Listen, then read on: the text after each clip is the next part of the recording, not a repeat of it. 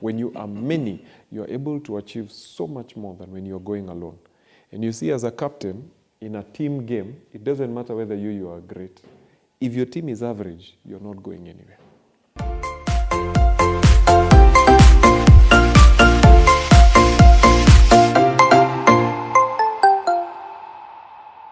You see, the boss's business is in making his voice heard.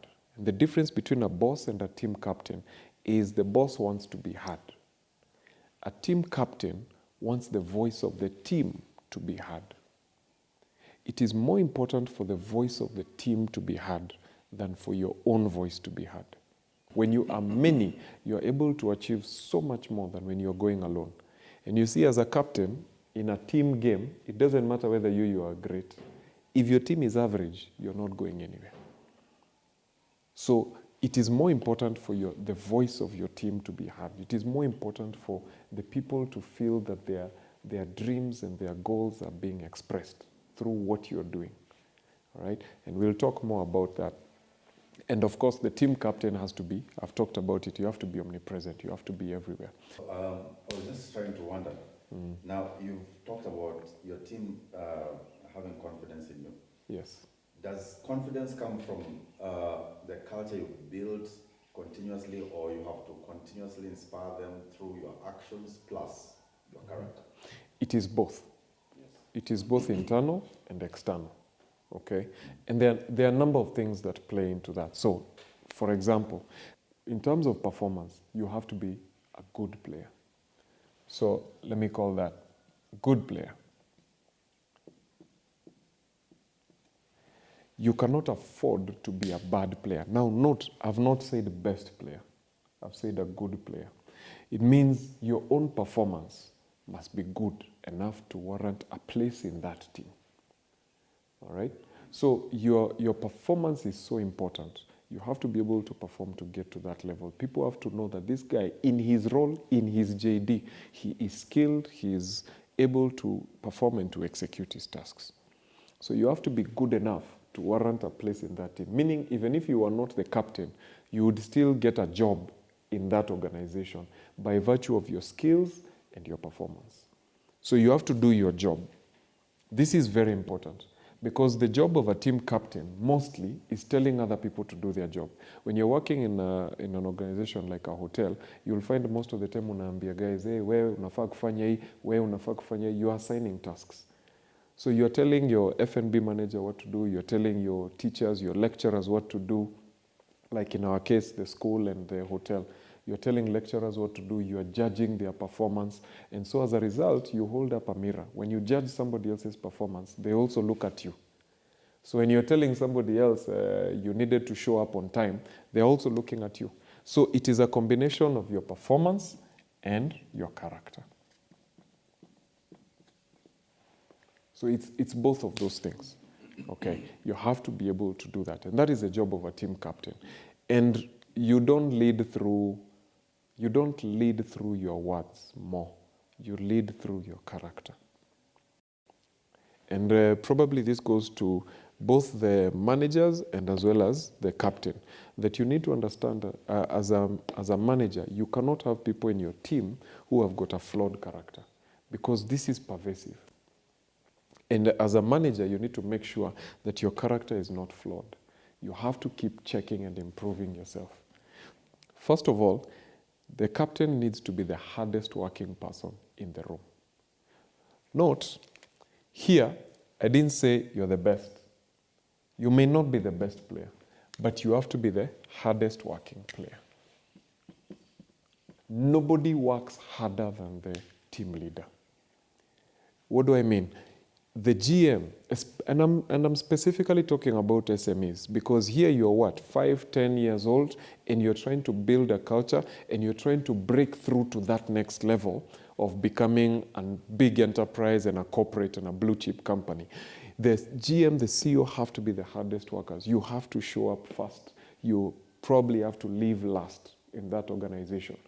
Why? Because at this point, sweat equity is what you're trying to build. And most of the things that you need to build for us to go to that next level is not stuff that is going to be achieved at 8 to 5. When we run SME, you have limited resources, you have limited staff, you have limited time, you have limited connections, you have limited, everything is limited. Everything is working against your company for you to compete with the big boys, all right? And so as a company that is young, that is 5 years old, if you don't go beyond the rules, you are not going to be able to compete with those guys. A big corporate has got a big marketing company that is supporting it. It has got a big PR company behind it. When they walk into the bank, they are able to get all the kind of facilities they want. But a small company doesn't have that. So what does that mean? While that other guy has got a PR company that is talking on billboards to the masses, you are talking to clients on WhatsApp. That's where your clients are. So you can't afford to be doing 8 to 5, and your team cannot afford to be doing 8 to 5 if you want your company to go to that next level. So what do? It is illegal for you to push somebody to work beyond the stipulated hours. You have to inspire them to get to a place where someone says, I know it's 5, but let me put in a bit more work. I know it's not 8, but let me wake up and finish some of those assignments I needed to do. And the only way they'll do that is if the top dog is doing it. Unfortunately, that is the challenge that these small companies have. All right? Again, let me go back to football. Leicester City. They were a team that was just promoted to the Premier League from Division 1, the lower league. And then that year, 2016, they took the Premier League. Now, a lot of things had to happen. Number one, they had to be very lucky with injuries. No injuries. But if you look at that team, they worked their socks off. Every single one. These guys put their bodies on the line. They were playing with injuries. They gave 150%. The only way that a small team can break into that next level is when you're giving 150%. 100% will not work. And the only way you get your guys to do that is if they look at the boss. I remember I was talking to a certain organization that was trying to switch, and it was late in the evening. It was a hotel, and I was having dinner there, and the guy, a friend of mine was working there. So as we were walking out, I was telling him, tell me about your CEO. And we stood there, and he said, you see that light up there? That's our CEO up there. It was around 11 o'clock. He's still there, and he'll be there till 2 a.m., and he'll be the first one in here, and that's why we work. So if you want to break into that next level, you're going to have to break the rules. That's how breakthrough happens. You break the rules, and some of those rules are the rules of, I have to work 8 to 5, we have to have a market. No, you'll have to look for people mpaka inside their house. That's where sales calls are going to be done. So as a team leader, you have to be the hardest working person. The other thing is this, and this is going to be crazy. The team leader is not the star. Let me say that again. The team leader, the GM, the CEO, the COO is not the star. I'll refer you to every single great team that has achieved anything. The star is not the captain. For example, Manchester United right now. Who is the captain? Who is the star? Pogba. When you look at Messi's team, the Guardiola's team that won everything, when Messi was the star, who was the captain? There was a guy called Carlos Puyol. You remember Puyol? Carlos Puyol and the other guy called Iniesta. Then there was a left back there, I forget his name. Those are the captains. Look at the World Cup team. 2018, who won? France. The stars were Kina Pogba, Kina Nani. Do you know who the captain was? The goalkeeper, Hugo Lloris, the one who is right now the goalkeeper at Tottenham.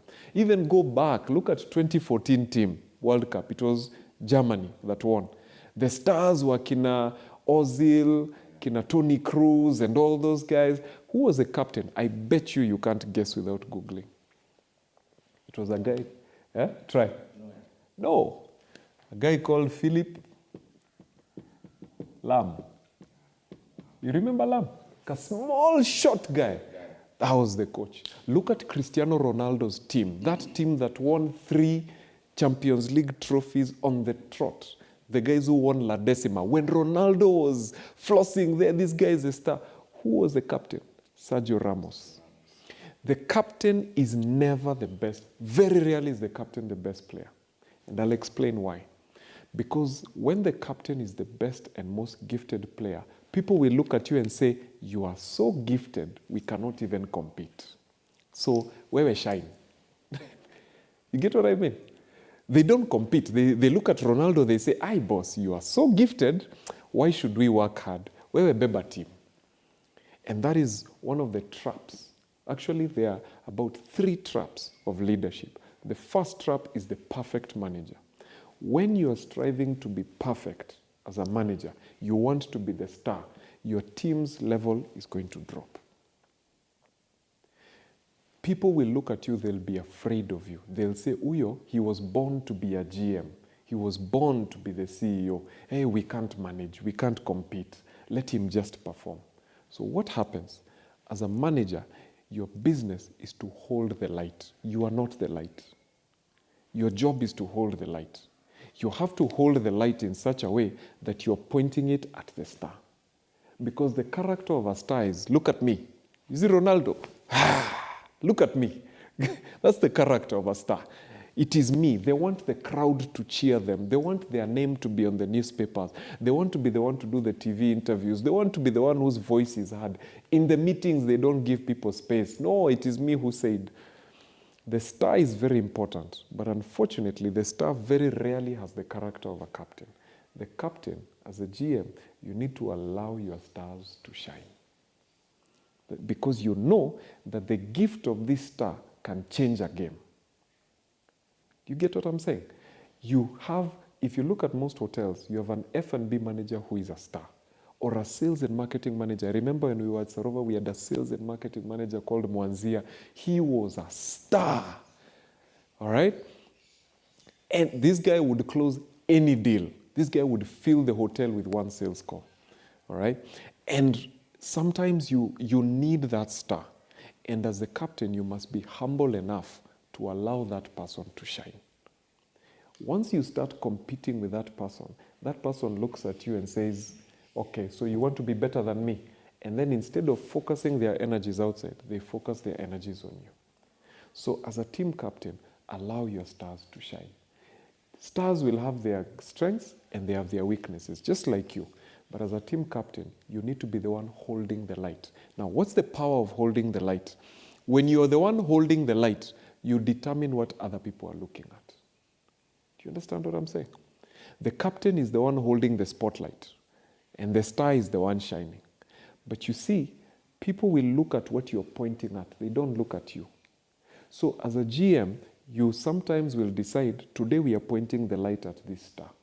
Today we succeeded. We are pointing the light at our success. Let us celebrate. Let us throw a staff party. Let us do a team building. Let us have some drinks. Let us discuss how we succeeded. Let us give incentives.